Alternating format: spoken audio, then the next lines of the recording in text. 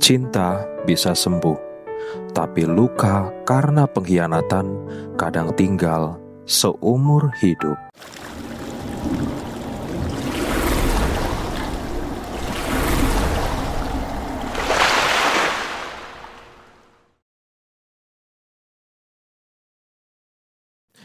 Namaku Ayara Wibisana.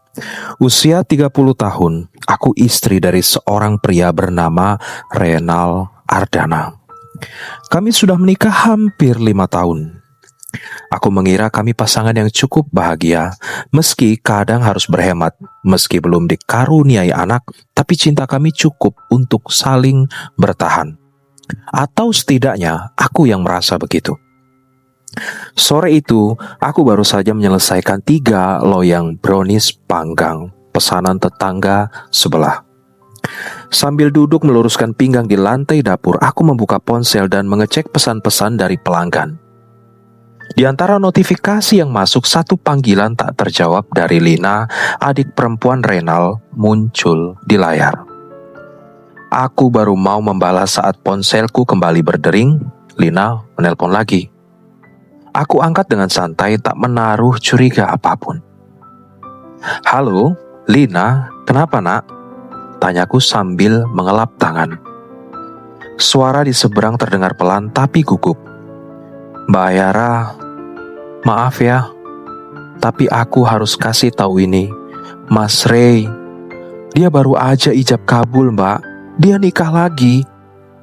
Aku diam. Sejenak tak bisa merespon apapun. "Apa?" tanyaku lirih. "Aku lihat sendiri di dekat masjid dekat rumah dinasnya. Semua keluarganya datang, Mbak. Mbak tahu nggak ya?" Aku tak menjawab. Jemariku lemas dari ponsel. Perangkat itu terjatuh ke lantai dan aku membeku. Dunia seolah berhenti. Suara kulkas, kipas angin, bahkan detak jantungku sendiri pun terasa hampa. Renal, suamiku, menikah lagi. Tanpa bilang apapun, tanpa isyarat sedikit pun. Mataku berkunang-kunang, tubuhku lemas. Aku ingin marah, ingin berteriak, tapi keluar dari mulutku hanya helaan nafas sesak yang tak sampai ke dada. Aku berdiri terhuyung mencoba berjalan ke kamar, tapi pandanganku gelap. Kurasakan tubuhku ambruk dan setelah itu aku tak tahu apa-apa lagi. Ketika aku membuka mata, malam sudah turun sepenuhnya. Kepalaku berat, leherku kaku. Aku mendapati diriku terbaring di sofa ruang tamu dengan selimut melingkup di tubuh. Rupanya aku pingsan. Mungkin hanya beberapa jam, mungkin lebih, aku tak tahu. Tapi yang jelas, hatiku tak lagi utuh. Aku bangkit perlahan, tubuhku menggigil. Aku menyalakan lampu dapur, menyiram wajah dengan air dingin lalu menatap cermin. Wajahku pucat, bibirku kering, mataku sembab. Aku berusaha bernafas pelan mencoba menenangkan diri, tapi yang terasa justru kehampaan. Bukan amarah, bukan tangis, hanya kosong. Seperti dihantam tsunami yang meluluh lantahkan isi rumah lalu meninggalkan puing-puing sepi. Aku mengambil ponsel dari lantai. Tidak ada pesan, tidak ada panggilan dari Ray, bahkan sekedar pemberitahuan aku akan pulang terlambat pun tak ada.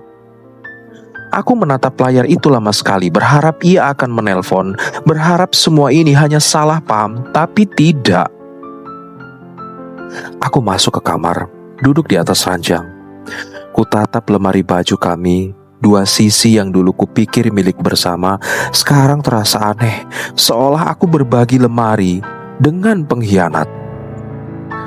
Aku menggenggam bantal Ray, mencium aromanya, lalu menangis bukan karena tidak rela, tapi karena tidak menyangka akan dihancurkan oleh orang yang paling aku percaya. Keesokan paginya, aku tidak bangun untuk menyiapkan sarapan seperti biasanya. Aku tidak membuat teh, tidak membuka tirai jendela. Aku hanya duduk diam di atas ranjang, seperti mayat hidup.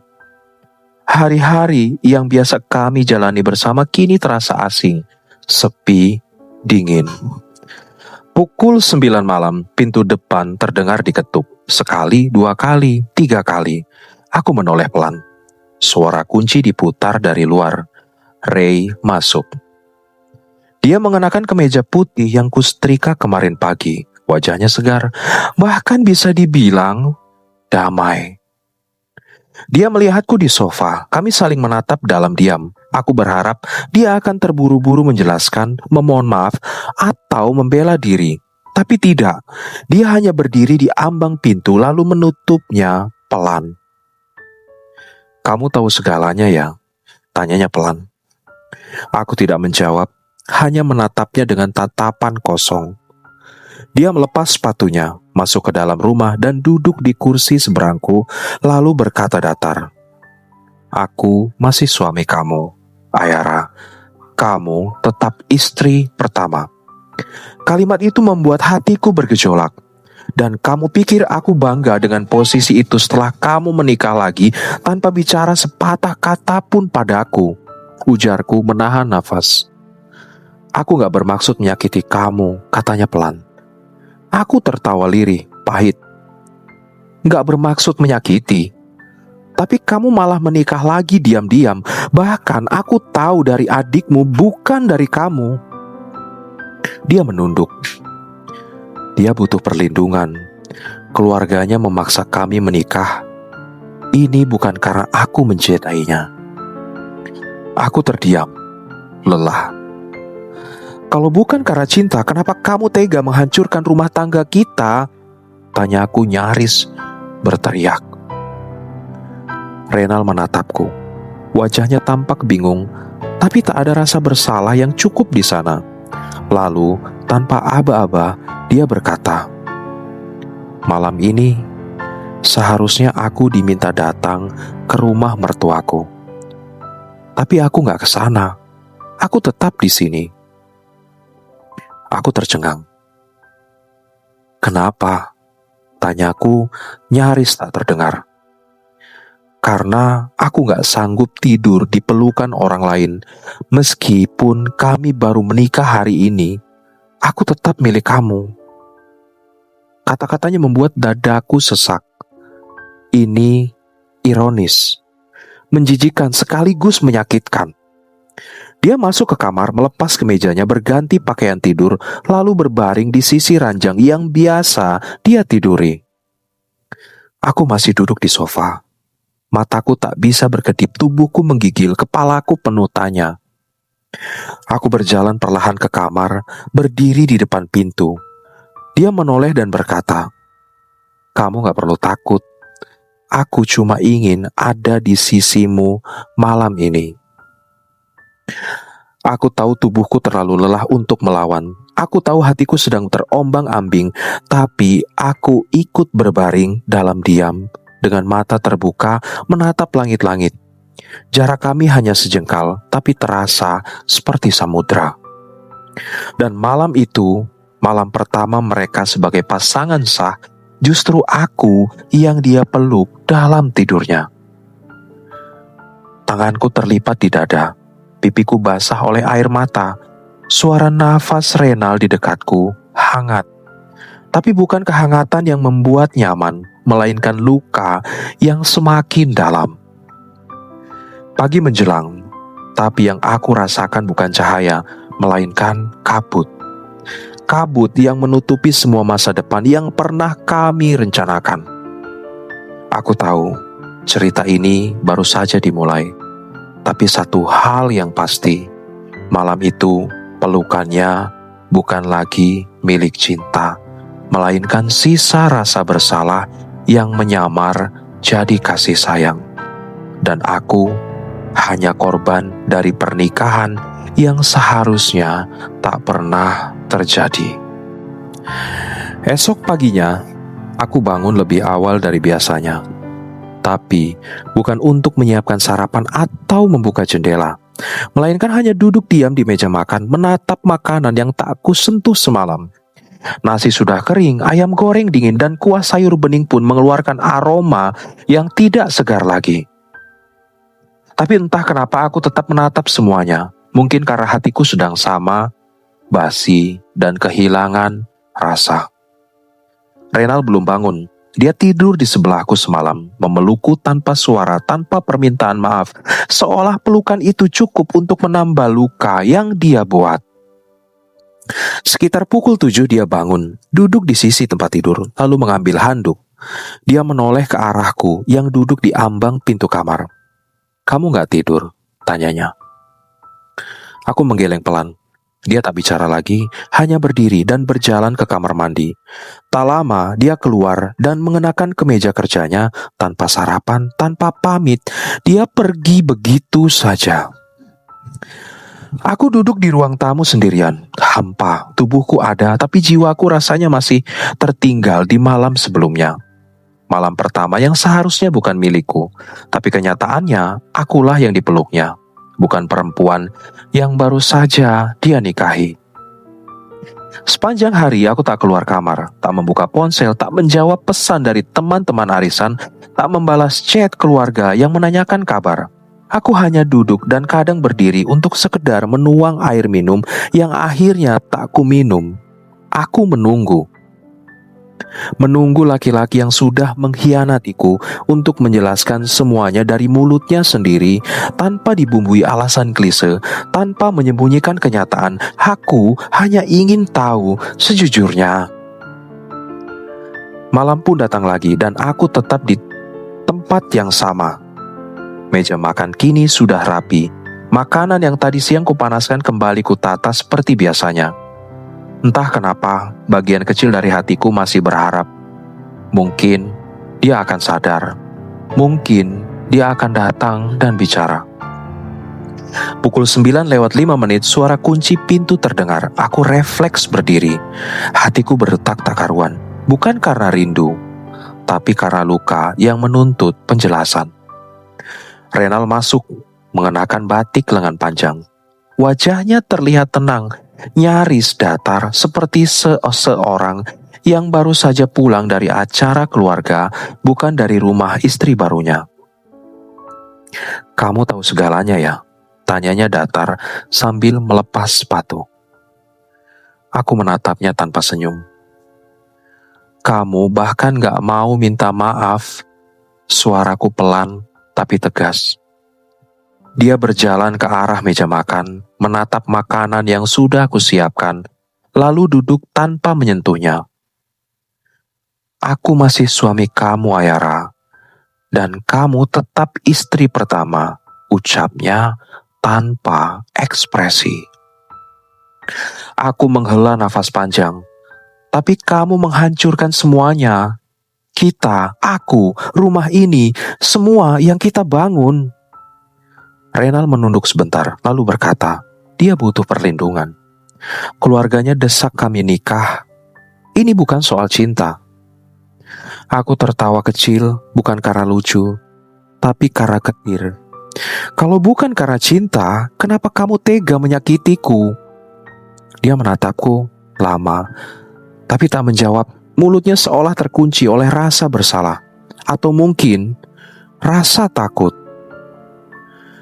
Lalu tiba-tiba dia berkata, "Malam ini aku diminta keluarganya ke rumah mertuaku, tapi aku gak bisa. Aku mau tetap di sini." Aku mematung. Aku pikir dia bercanda, tapi tidak. Dia berdiri, masuk ke kamar, membuka lemari, mengganti baju tidur, lalu berbaring di ranjang yang sama seperti semalam, dengan tenangnya, seolah tak terjadi apa-apa. Malam pertama mereka, tapi justru aku yang dia peluk lagi. Tubuh kami berdekatan, tapi hati kami berjarak. Tak ada dialog, tak ada pelukan yang penuh cinta, hanya nafasnya yang hangat di punggungku dan isakan kecil yang aku tahan sampai terasa menyayat.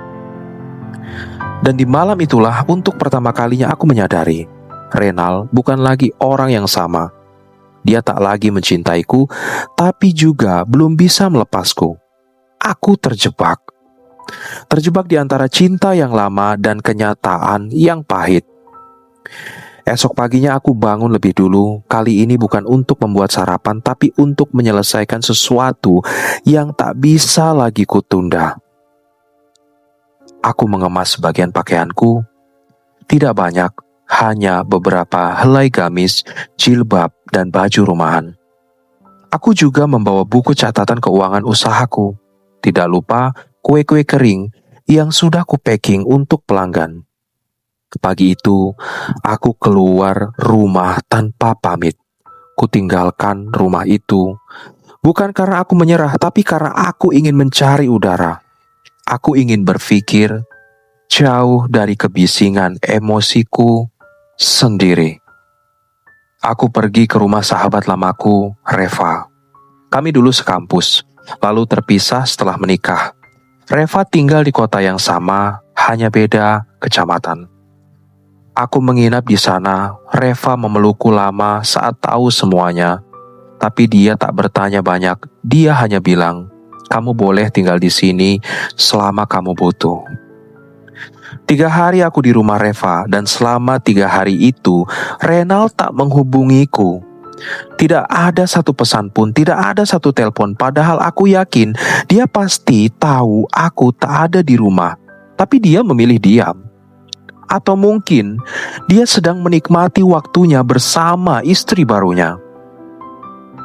Malam ketiga, saat aku sedang di dapur membantu Reva menyiapkan makan malam, ponselku bergetar. Satu pesan masuk dari Lina. "Mbak Ayara, aku minta maaf. Aku tahu ini mungkin tambah nyakitin kamu, tapi aku harus bilang, Mbak Glenia ternyata udah hamil 2 bulan waktu ijab kabul sama Mas Ray." Pesan itu seakan meledak di kepalaku. Dia udah hamil, bahkan sebelum dinikahi Ray. Dan anak itu bukan anak Mas Ray, Mbak. Kami semua baru tahu semalam. Mas Ray juga baru tahu. Aku terpaku, tubuhku mendadak lemas. Ponsel hampir terlepas dari genggaman. Reva melihat wajahku yang tiba-tiba pucat, lalu buru-buru mendekat. "Ayara, kamu kenapa?" tanyanya khawatir. Aku hanya bisa menyodorkan ponselku padanya. Reva membaca isi pesan itu dan langsung memelukku. "Ya Allah, Ayara, kamu gak salah. Kamu gak salah." Malam itu untuk pertama kalinya aku menangis sejadi-jadinya di pelukan orang lain. Tangis yang bukan hanya soal dikhianati, tapi karena sadar selama ini aku bertahan untuk seseorang yang bahkan telah dijadikan alat oleh perempuan lain. Suamiku dimanfaatkan untuk menutupi aib orang lain, dan aku hanya dijadikan tameng agar dia tak terlihat kejam di mata keluarganya. Di tengah malam, saat Reva sudah tertidur, aku membuka ponsel lagi. Kubuka galeri foto. Kulihat satu persatu foto kenangan bersama Renal. Foto saat kami mendaki gunung waktu awal nikah. Foto saat kami merayakan ulang tahunku ke-29. Foto saat kami renovasi dapur. Semuanya terlihat bahagia. Tapi sekarang, semua itu tak lebih dari kenangan yang sudah retak. Aku menulis satu pesan, tapi belum kukirim. "Ray, kamu tahu, 2 malam kamu memelukku, tapi ternyata bukan aku yang kamu jaga. Kamu cuma lari, dan kamu diam. Bahkan saat tahu kebenarannya." Aku menatap layar lama sekali, lalu menghapus pesan itu. Karena aku sadar, aku tak butuh jawaban dari orang yang tak pernah peduli dengan pertanyaan. Hari-hari setelah kepulangan dari rumah Reva adalah hari-hari terberat dalam hidupku. Aku kembali ke rumah bukan karena ingin, tapi karena aku tak punya pilihan. Reva memaksaku untuk tinggal lebih lama, tapi aku menolak. Bukan karena aku kuat, tapi karena aku lelah menumpang rasa kasihan orang lain. Rumah itu masih sama, temboknya dingin, warnanya pudar, dan suasananya sepi. Tapi kini, rumah itu tak lagi seperti rumah. Ia berubah menjadi tempat asing yang dipenuhi kenangan pahit. Setiap sudut mengingatkanku pada pengkhianatan, pada luka yang belum sempat mengering. Renal mulai kembali seperti biasa, menjalani dua kehidupan dengan dua perempuan yang sah di matanya. Kadang dia pulang dan makan malam bersamaku, kadang dia tak pulang sama sekali, dan anehnya setiap kali dia datang, aku hanya diam, tak bertanya, tak marah, bahkan tak peduli. Bukan karena aku tak ingin tahu, tapi karena aku tahu dia tak akan pernah benar-benar jujur. Hari demi hari, aku mulai sadar. Aku bukan lagi istri. Aku hanya perempuan yang kebetulan masih punya surat nikah bersamanya. Statusku sah, tapi rasaku sudah tak dianggap. Aku hidup seperti bayangan. Ada, tapi tak terlihat. Dengar, tapi tak didengarkan. Renal datang hanya sekedar untuk menggugurkan kewajibannya sebagai suami. Dia menanyakan kabar seadanya, makan seadanya, tidur di ranjang yang sama, tapi dengan tubuh membelakangi. Hubungan kami dingin, hambar, dan tak lagi punya tujuan. Aku sempat berpikir mungkin semua ini akan mereda seiring waktu. Mungkin dia akan kembali, mungkin dia akan sadar bahwa rumah yang sebenarnya adalah aku, tapi semua itu hanya hayalanku sendiri. Sampai suatu malam, Lina datang mengetuk pintu rumah dengan wajah panik. Aku yang sedang menyetrika baju di ruang tengah langsung bangkit membukakan pintu. Wajah Lina tampak cemas, seperti ada sesuatu yang besar sedang dia tahan-tahan. "Mbak Ayara, aku harus bilang sesuatu. Aku gak bisa simpan ini sendiri," katanya cepat dan berbisik. Aku mengangguk pelan, mempersilahkannya masuk. Kami duduk di ruang tamu. Lina menatapku lama sebelum akhirnya bicara.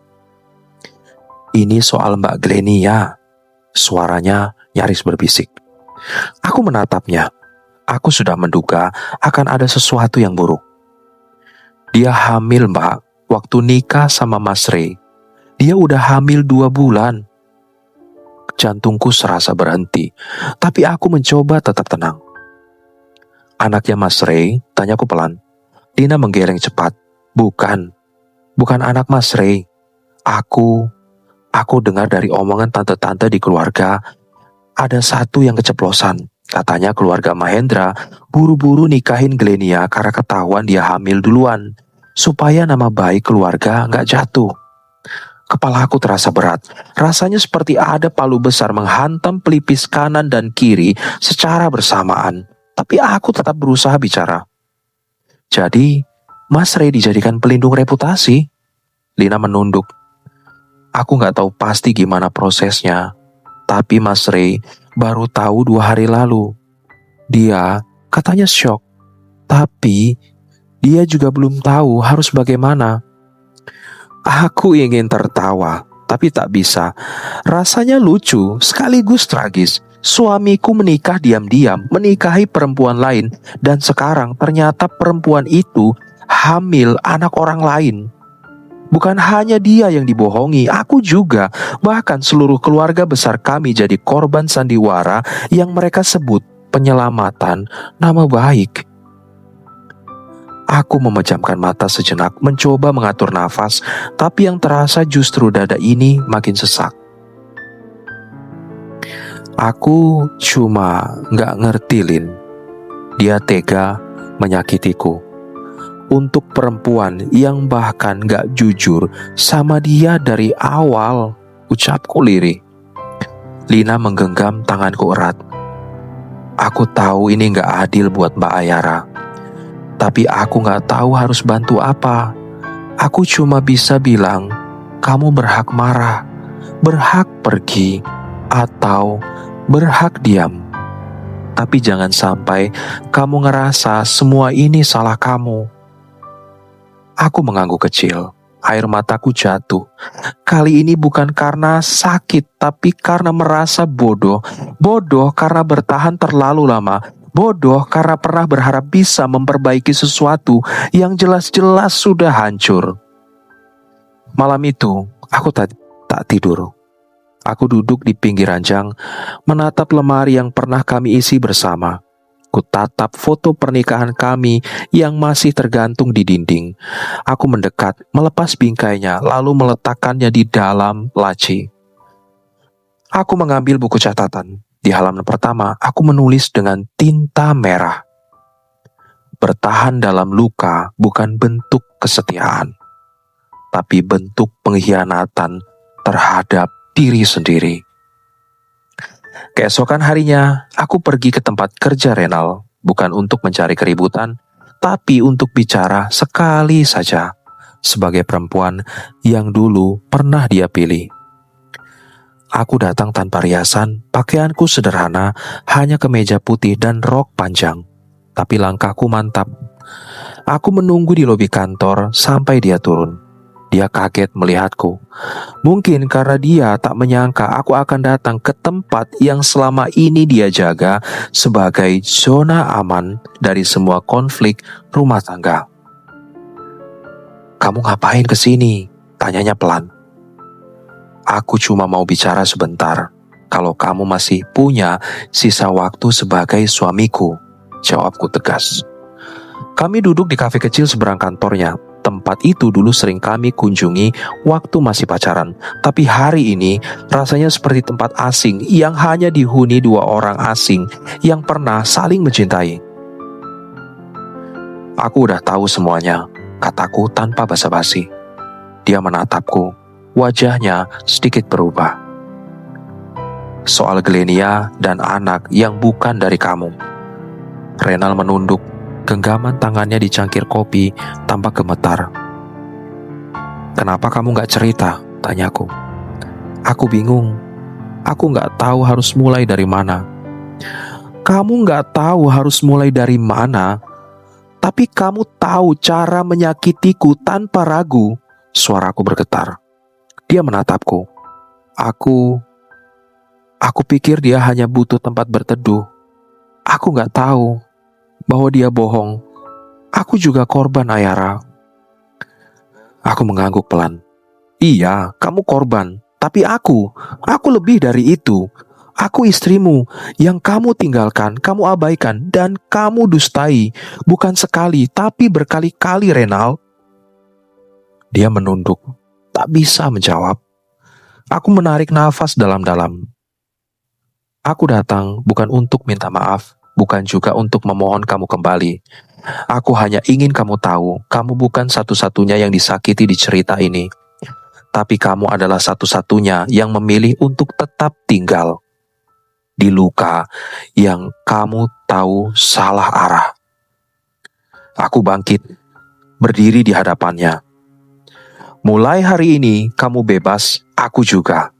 Tapi jangan pernah berpikir kamu bisa kembali kapanpun kamu mau, karena pintu itu sudah aku kunci, bukan dari luar, tapi dari dalam hatiku sendiri." Aku berjalan meninggalkannya. Di belakangku dia hanya diam, tak mengejar, tak memanggil, mungkin karena dia tahu semua ini memang akhir yang pantas. Sesampainya di rumah, aku membuka lemari, mengambil map merah tua yang berisi buku nikah kami. Kutatap sampulnya lama sekali, lalu kututup. Aku belum ke pengadilan, tapi hatiku sudah lebih dulu mengajukan perpisahan. Dan malam itu, sebelum tidur, aku menulis satu kalimat di buku harianku. Aku mencintainya dengan seluruh jiwaku, tapi hari ini aku memilih mencintai diriku lebih dulu. Hidup kadang tidak perlu kita lawan dengan amarah. Ada saatnya kita perlu duduk tenang, menerima kenyataan yang paling pahit sekalipun, lalu memutuskan untuk pergi tanpa menyisakan kebencian.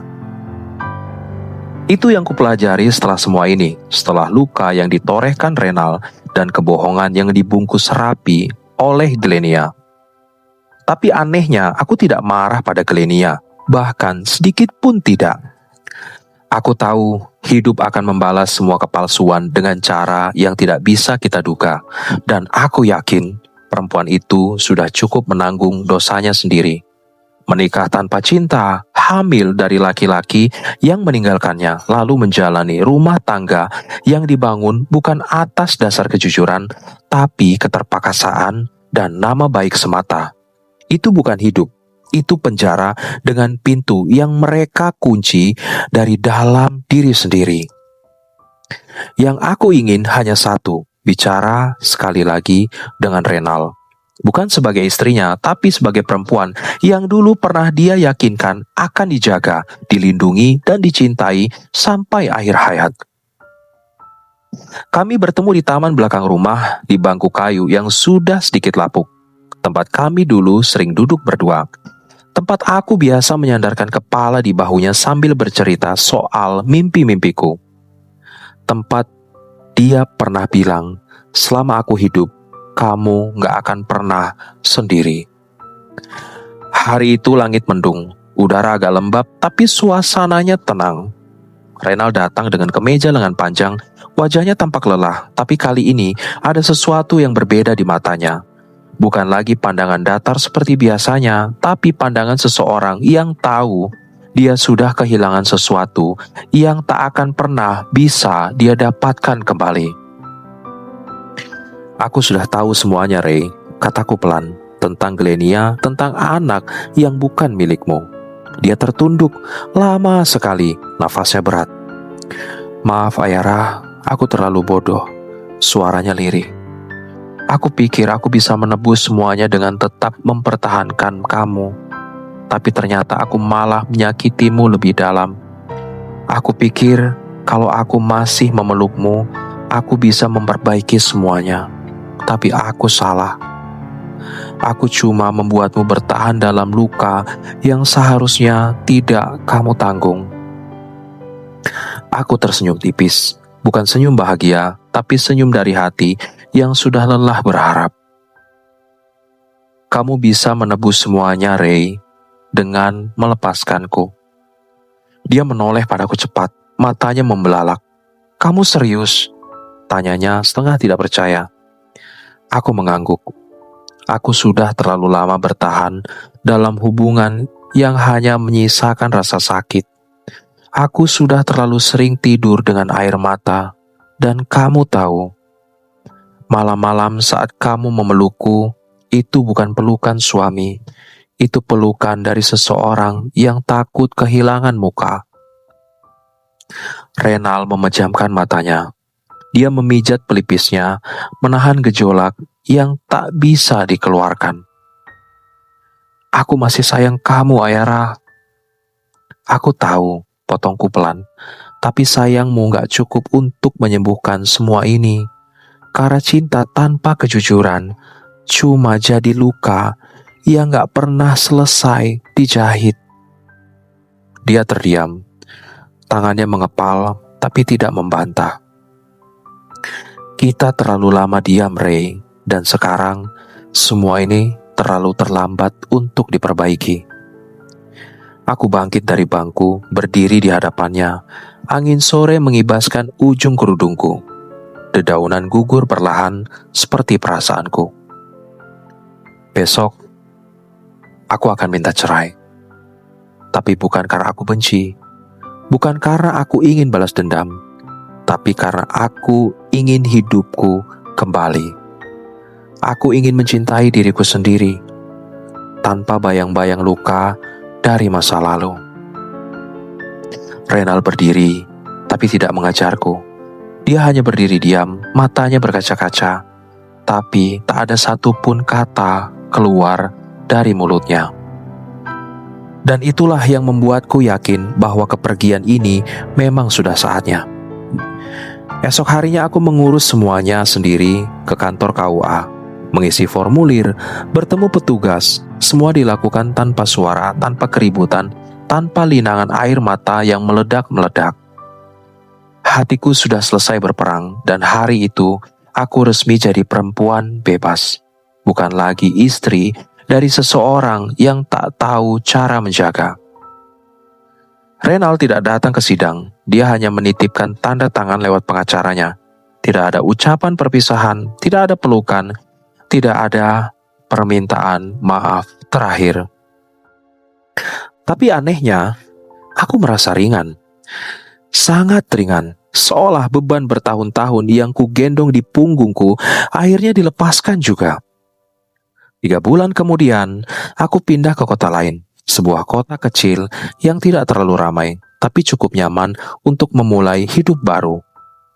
Aku menyewa apartemen kecil di lantai 2. Dari balkon, aku bisa melihat matahari tenggelam setiap sore. Aku membuka usaha kue rumahan lagi. Perlahan, pelangganku bertambah dan perlahan juga aku mulai tertawa lagi. Tawa yang bukan dibuat-buat, tapi tawa yang lahir dari hati yang mulai sembuh. Suatu malam, saat hujan gerimis, aku duduk di balkon sambil meminum teh hangat. Angin bertiup pelan, lampu kota berkelap-kelip di kejauhan. Dan entah kenapa aku membuka kembali ponsel lamaku, ponsel yang dulu kupakai saat masih tinggal bersama Renald. Di dalamnya ada satu pesan yang belum pernah kuhapus, pesan dari Renald, tertanggal seminggu setelah sidang cerai kami selesai. Maaf, Ayara. Ternyata pelukanku malam itu adalah perpisahan yang paling menyakitkan untukku. Aku membacanya pelan, lalu menghela nafas, bukan karena sedih, tapi karena aku tahu, aku tidak lagi ada di tempat yang sama. Aku sudah berjalan jauh, aku sudah kembali sembuh, dan aku tidak akan pernah kembali. Aku menekan tombol hapus, dan pesan itu pun hilang. Aku menatap langit malam. Hujan masih turun tipis, tapi hatiku sudah tidak lagi basah oleh luka. Hari itu, aku menulis satu catatan kecil di dinding apartemenku. Dulu, aku pikir bahagia itu harus bersama orang yang kucintai. Tapi sekarang, aku sadar bahagia itu saat aku bisa mencintai diriku sendiri tanpa harus takut disakiti lagi. Dan untuk pertama kalinya dalam hidupku, aku benar-benar tenang. Oke guys, terima kasih sudah menonton videonya sampai akhir. Bagaimana menurut kalian ceritanya? Dan dari cerita ini kita bisa mengambil kesimpulan, kadang melepaskan bukan karena kita berhenti mencinta, tapi karena kita mulai mencintai diri sendiri lebih dalam dari sebelumnya. Dan apabila kalian semua suka cerita novel romantis langsung tamat dari channel Cinta Tanpa Izin, jangan lupa klik subscribe dan like-nya. Dan juga sharekan kepada teman ataupun keluarga. Sampai jumpa di video selanjutnya dan bye-bye.